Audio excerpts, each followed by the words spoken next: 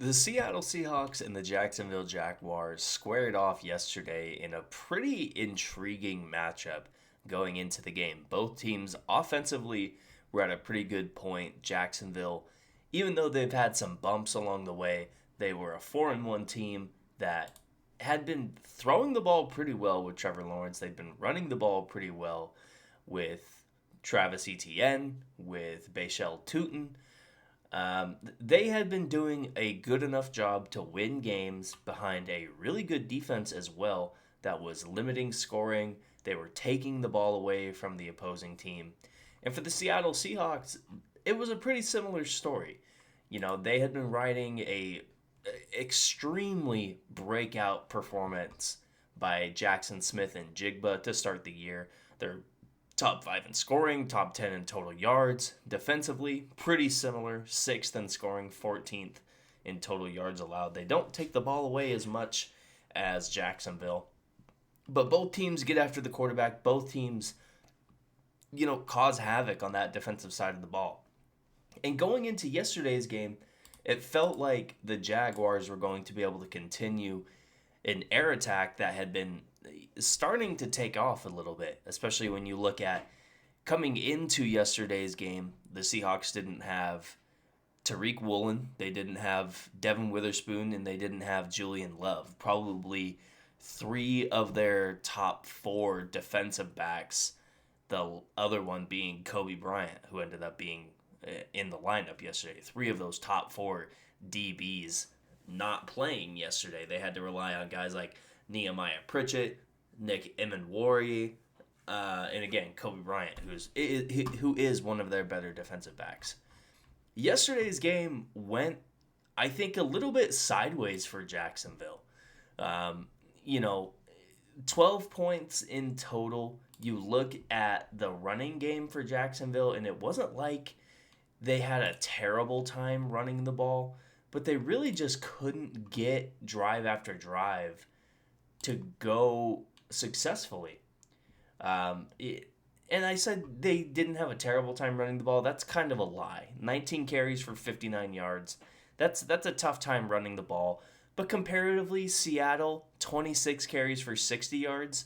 I think Jacksonville actually ran the ball a little bit more efficiently than Seattle did. What happened to Jacksonville is Trevor Lawrence was sacked 7 times. Defensively, they had no answer for Jackson Smith and Jigba. 8 receptions for 162 yards, 1 touchdown. He had the 60-yard bomb from Sam Darnold.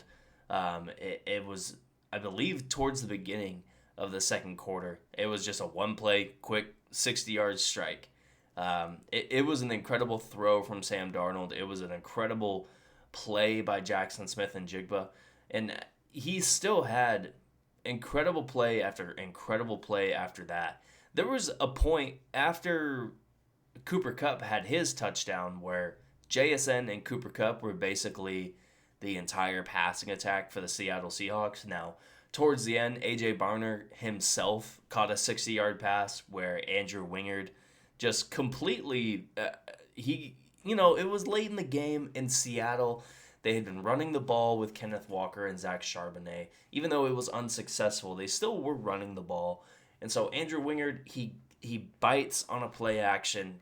He is in man coverage on A.J. Barner, and Barner just goes 30 yards down the field, and Sam Darnold finds him, and Barner runs another 20 to 30 yards to basically ice the game. This was a great performance from the Seattle defense, to say the least.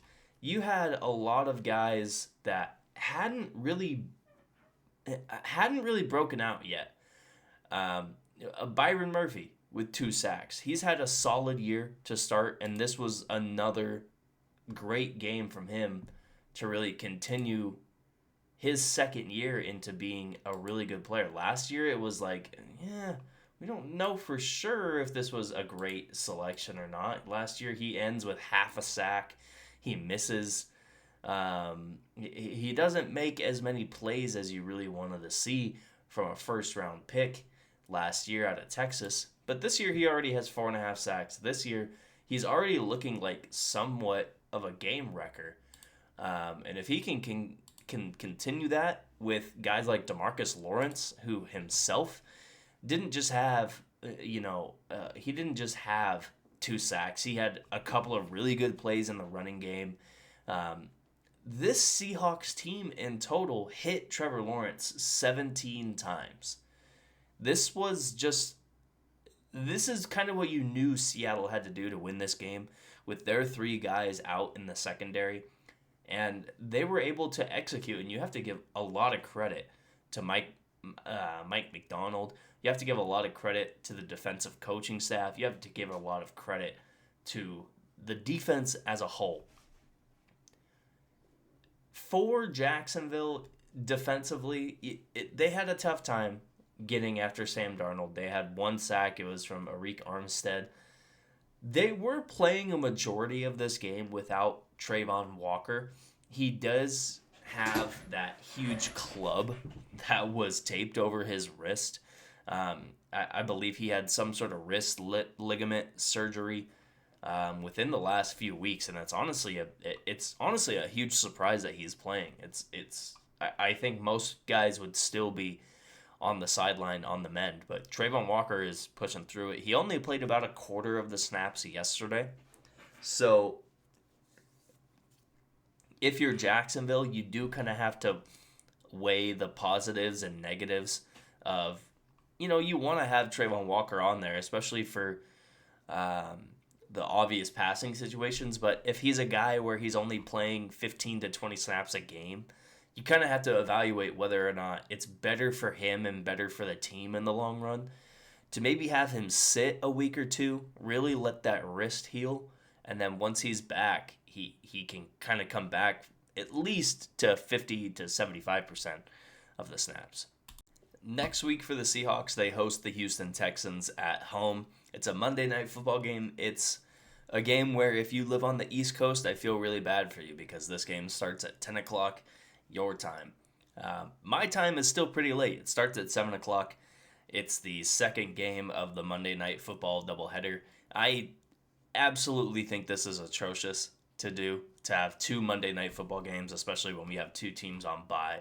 It's not like I would have lost 0 sleep if either of these games between the Texans and Seahawks or Bucks and Lions got slotted into the late window on Sunday. I would have lost 0 sleep over that. I think you would have lost 0 sleep over that. I think nobody would care. Regardless, Houston in Seattle next week. Seattle, look, they're on a really good pace to either win this division or be a team that's a scrappy wild card, 10-7, 11-6 type team. They still have the likes of the LA Rams and the San Francisco 49ers that they're battling with to try to win that division.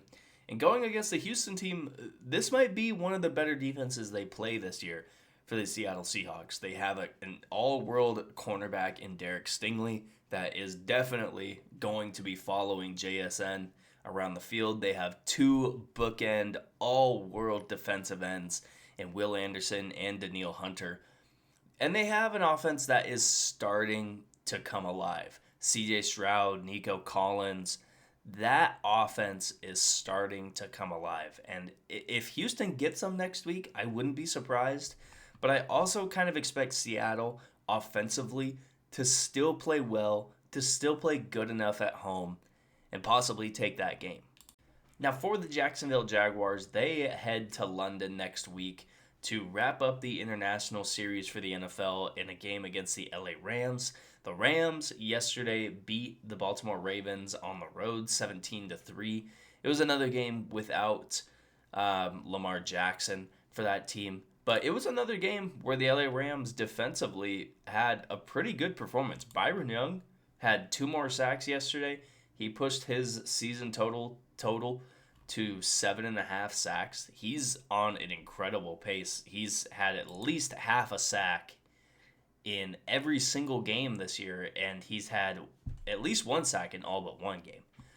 And so it's going to be a really important matchup for Jacksonville to prove that, last week against Seattle, that was a fluke that we gave up 7 sacks. We're going to be able to step it up with our tackles, Anton Harrison and Walker Little. We need to step it up a little bit. And this is a good team to go against offensively as well. Puka Nacua got hurt in yesterday's game. I haven't seen whether or not it's something that's going to linger for multiple weeks, but that team still has Kyron Williams. That team still has Devontae Adams. They still have Blake Ferguson. This is really a good offense and a good defense. It's a really complementary team, and it's going to be another challenge for Jacksonville to try to win this game. That's going to be the video for today. Possibly another video later tonight about either one of the Monday Night Football games. If you want to see me make a video about one of those games, let me know in the comments. If it's a different team, your favorite team, different game, let me know, and I'll make a video about it. Other than that, I'll see you in the next video.